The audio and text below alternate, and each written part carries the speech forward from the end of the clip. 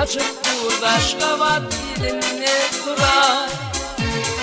Kara dülkün yüzü döküp aklımın nenem durar.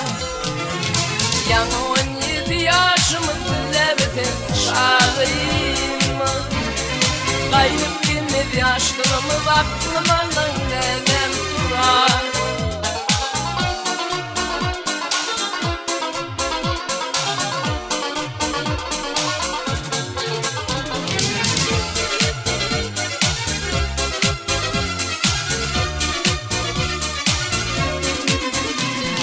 Ağla taşların tuğlanır, düştü nazarım eğlenir.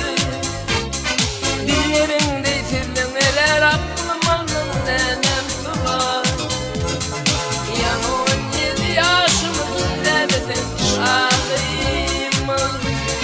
Kaybı gelmedi yaşlığımız aklımın nenem sular.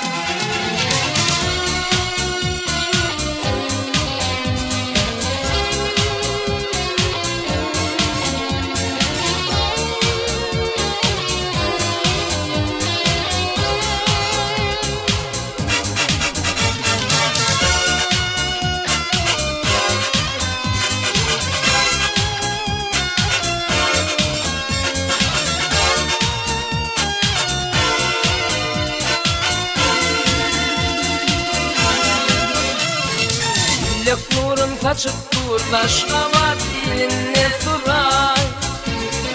Kara dülkün yüzü döküp aklımın nenem suray. Yan 17 yaşımız lebetin şahıyım. Kaybım gelmedi yaşlığımız aklımın nenem suray.